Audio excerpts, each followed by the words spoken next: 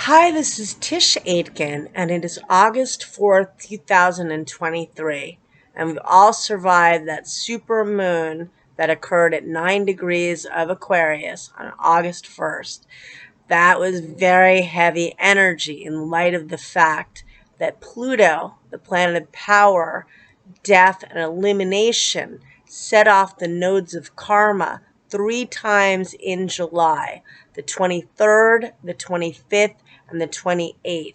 And the nodes of fate themselves change signs on July 17th.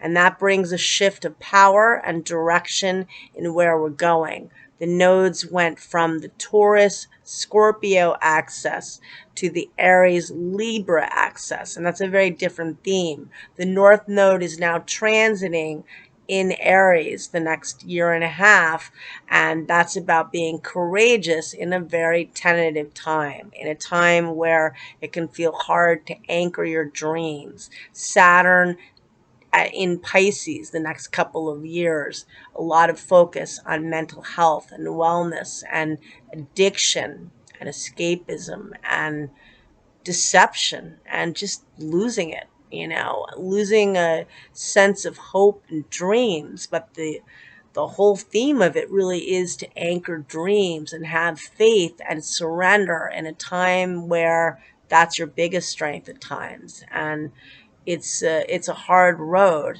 with Venus and Libra, with Venus and Leo. It's that kind of month and that kind of time. With Venus in Leo, this is a time to celebrate. It's in retrograde, bringing a lot of ghosts from your past, a lot of reunions, a lot of revisiting of your goals and aspirations and what you value, what you're trying to create. And Mercury now is in its shadow.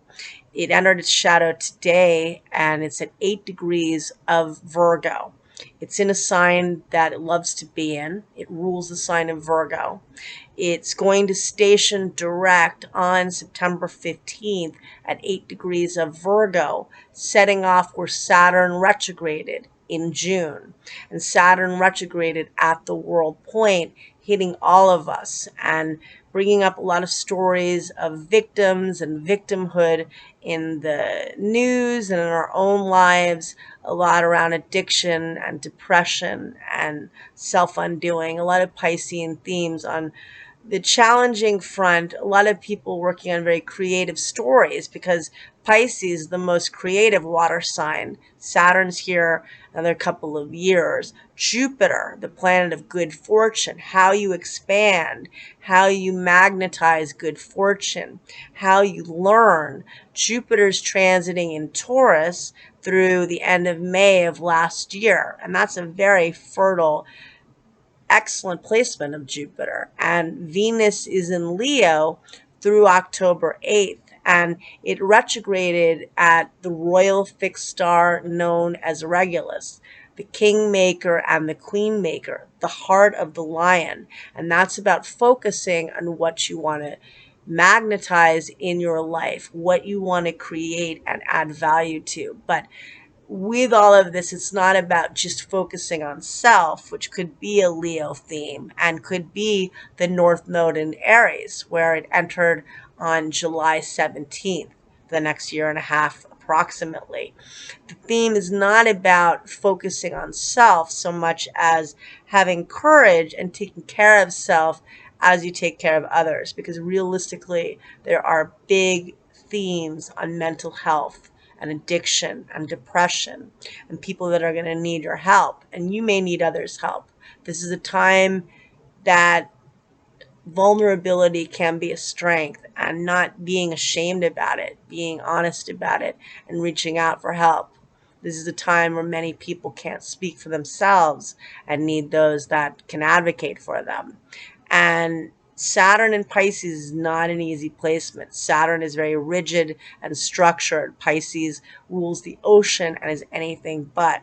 If you know people that are going through a hard time, reach out. They are probably serious. They're not probably not, just trying to get your attention. Venus squares Uranus on August 9th. It already did so on July 2nd. That can be very innovative and creative energy, very inventive. It can be challenging with partnerships. There could be out of the blue flares or breakups. There could be out of the blue meetups. But bear in mind that with Venus retrograde, if you meet somebody new, there could be something off about the partnership or something very karmic. I have found that happen as well. But generally, it's not the best time to get involved in something new. It's more of a time to dig within. Sometimes lovers from the past return, or reconnecting to your existing relationship or your relationship itself. I think that's a strong theme with it. And Venus will set off Uranus a third time on September 29th. Venus is also clashing with Jupiter, the grand benefic of the zodiac. They squared one another on June 11th. They will do so again on August 22nd and again on September 17th. That's not a negative story. It can be overindulgent, but it can also be really fun and romantic and creative. Venus meets up with the Sun on August 13th. It's a really magical energy. And I will talk more about it. I am trying to myself recalibrate and figure out my goals. I have a lot of Libra in my chart. It's at the top of my chart all over. I'm trying to reassess the direction in which I want to go with my career and what I'm doing. And I wonder for you, how is that? How are you reevaluating how you can be more efficient, more productive, and happier in what you want to do? Mercury entered its shadow today because it reached 8 degrees of Virgo, and that's where it's going to station direct on September 15th. Mercury will retrograde on August 23rd, and it's going to station on the 15th of September. So now you're getting a shadow, pre-shadow. You're getting an energy of stories that you want to pay attention to because you're going to hear from your past in many ways. Venus only retrogrades once every year and a half. Mercury retrogrades 3 to 4 times a year, but it's in the sign it rules. So that's a bigger deal. It's during Venus retrograde. That's a bigger deal. And again, this is a way to really evaluate how you can learn more effectively, how you can organize your thoughts and your life and declutter in every way, you know. And I think it's a tough time. There will be another full moon, of course, this month after having this whopper of a supermoon that set off everybody I know, my clients, everybody I know, let's just put it that way. It was pretty intense. And we have a supermoon at the end of the month. And how about this? Is it 7 degrees of Pisces? So exactly where Saturn retrograded in June at the world axis, hitting every one of us and the world at large. And Billy agrees.